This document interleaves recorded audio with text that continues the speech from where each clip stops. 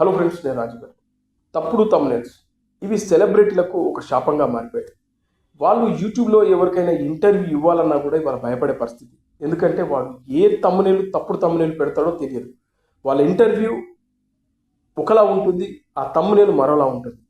వాళ్ళు ఏదో పిచ్చి పిచ్చి తమ్మునేలు పెడుతూ వ్యూస్ కోసం కకృతి పడుతూ ఇవాళ ఆ తప్పుడు తమ్మునేళ్ళ వల్ల చాలామంది సినిమా సెలబ్రిటీలు కానీ ప్రముఖులైతే చాలా ఇబ్బందులు పడుతున్నారు. అలా ఇప్పుడు యాంకర్ గాయత్రి భార్గవి, ఈ పేరు మనందరికీ తెలుసు. ఆమె మా టీవీ, జెమినీ టీవీ, అలాగే కొన్ని టీవీ సీరియల్స్, అలాగే సినిమాలో కూడా నటించింది. మనందరికి బాగా గుర్తు అత్తారింటికి దారేది సినిమాలో ఆమె యాక్ట్ చేసింది. ఆమె తన లైఫ్ స్టైల్ గురించి, తన లైఫ్ జర్నీ గురించి, అలాగే తన భర్త, తన కుటుంబం గురించి ఒక ఇంటర్వ్యూ ఇచ్చింది ఐ డ్రీమ్ వాళ్ళకి. ఈ ఇంటర్వ్యూ చేసింది స్వప్న అనే యాంకర్. మీ అందరికీ తెలుసు, ఆమె TV9 అలాగే సాక్షిలో పనిచేశారు. ఆ తర్వాత ఐ డ్రీమ్లో పనిచేస్తున్నారు. ఈ ఇంటర్వ్యూ సంబంధించినటువంటి కట్స్ ఏవైతే ఉంటాయో ఈ కట్స్ని పెడుతూ రీసెంట్గా రిలీజ్ చేశారు. మళ్ళీ ఈ తమ్మునేల్లో ఈమె భర్తని ముక్కలుగా కట్ చేసి ఒక డబ్బాలో పెట్టి, పెట్టెలో పెట్టి పార్సల్ చేశారనే విధంగా ఈ తమ్మునేలు పెట్టడం జరిగింది. దీనికి గాయత్రి భార్గవి గారు చాలా సీరియస్గా రియాక్ట్ అయ్యారు. ఇన్స్టాలో ఒక వీడియో కూడా రిలీజ్ చేశారు. ఆ వీడియో ఒకసారి నేను ప్లే చేస్తాను, చూడండి.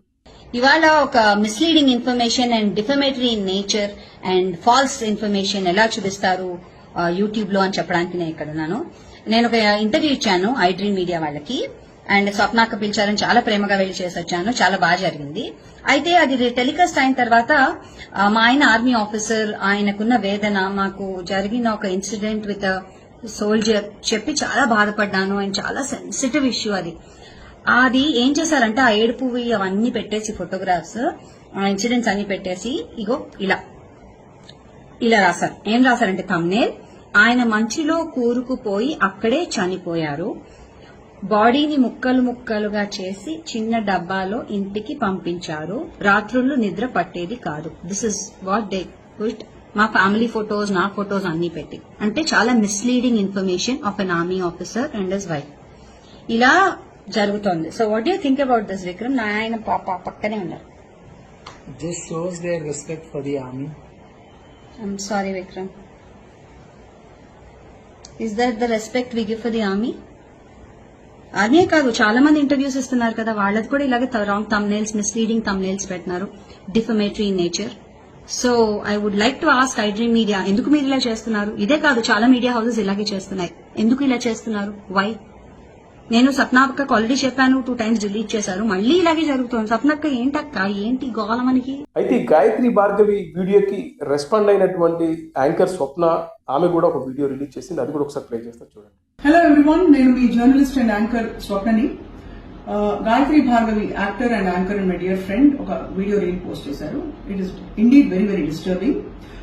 ఇంటర్వ్యూ చేసింది నేను జూలై 5వ తారీఖు 6వ తారీఖు ఆఫ్ లాస్ట్ ఇయర్ 2024. ఇంటర్వ్యూ అయిన వెంటనే చాలా సక్సెస్ఫుల్ గా అది పబ్లిష్ అయింది. సక్సెస్ఫుల్ గా పబ్లిష్ అయిన దానిలో ఎటువంటి థంబ్నెయిల్ ఇష్యూస్ రాలేదు.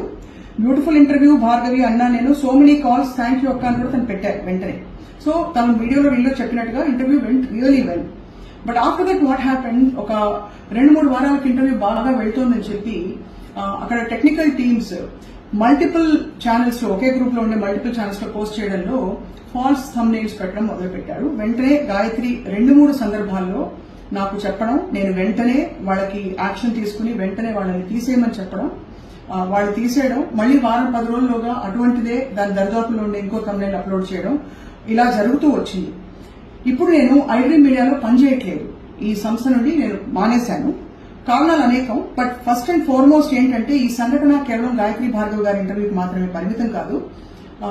నేను 10 ఏళ్ల క్రితం సింగర్ సునీత గారితో చేసిన ఇంటర్వ్యూ తాలూకు థంబ్నెయిల్స్ కూడా ఈ మధ్య కాలంలో రకరకాలుగా పెట్టారని చెప్పి, మిస్లీడింగ్ గా పెట్టారని సునీత నాకు ఫోన్ చేశారు. And immediately I got all of those deleted. Sunitha అర్థం చేసుకుని, she understood the system because she also runs digital media organisation, and she definitely ఖండించాల్సిన విషయం మేము షేర్ చేసుకున్నాం. ఇది అయిపోయింది.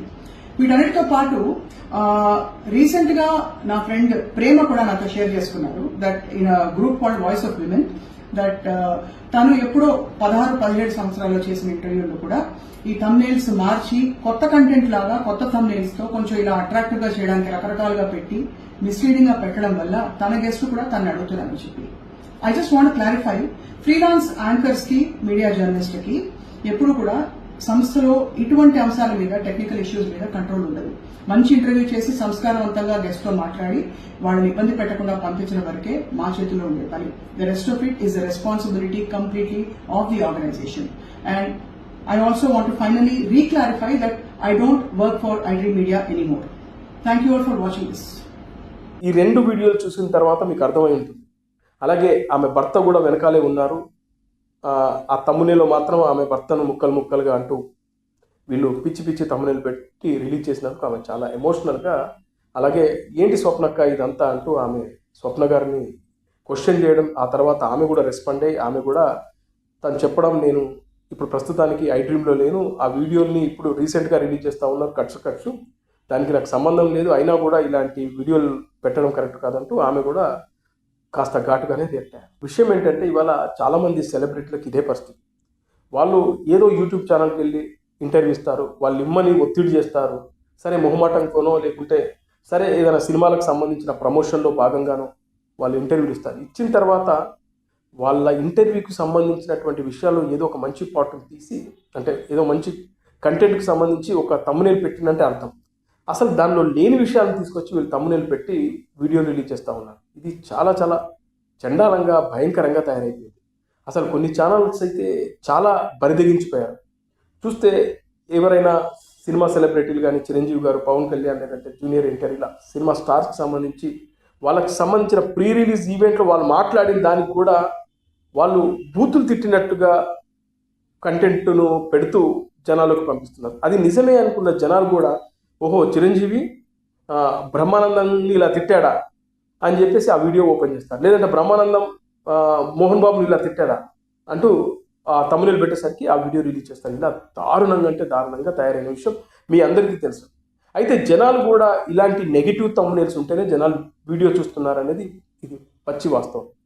ఒక నార్మల్గా ఒక వీడియో పెడితే ఏ ఎగ్జైట్మెంట్ అవి అయ్యేలాగా తమ్మునేల్ క్రియేట్ చేయకుండా నార్మల్గా పలానా గాయత్రి భార్గవి తన లైఫ్ స్టైల్కి సంబంధించిన ఇంటర్వ్యూ అని పెడితే ఒకటి చూసేవాళ్ళు నార్మల్గా వదిలేస్తున్నాడు.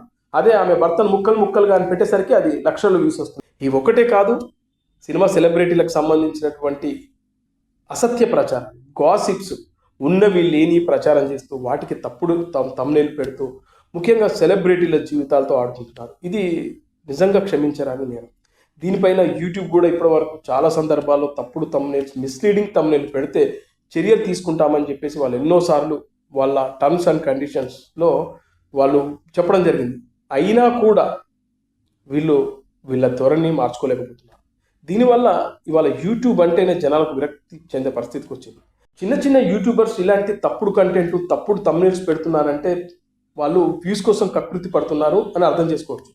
కానీ పెద్ద మీడియా సంస్థలు, ఇందాక ఆమె చెప్తున్నటువంటి పెద్ద మీడియా సంస్థలు ఇంటర్వ్యూలు తీసుకొని ఇలా సినిమా సెలబ్రిటీలు కానీ, రాజకీయ ప్రముఖులు కానీ, సమాజంలో పేరు గుర్తింపు ఉన్నటువంటి వీళ్ళపైన ఇలా రాంగ్ తమ్మునేల్స్ పెడుతూ, మిస్లీడింగ్ తమ్మునేల్స్ పెడుతూ జనాల్ని తప్పుదో పట్టించే కార్యక్రమాలు చేస్తూ ఉంటే వీళ్ళని ఏమనాలి? ముఖ్యంగా ఈ గాయత్రి భార్గవి గారి భర్త ఆర్మీలో పనిచేస్తారు, దేశం కోసం ఆయన పోరాటం చేస్తున్నారు. అలాంటి వ్యక్తికి ఇచ్చే గౌరవం ఇదేనా? మరి సదరు మీడియా సంస్థలు ఆలోచించుకోవాలి.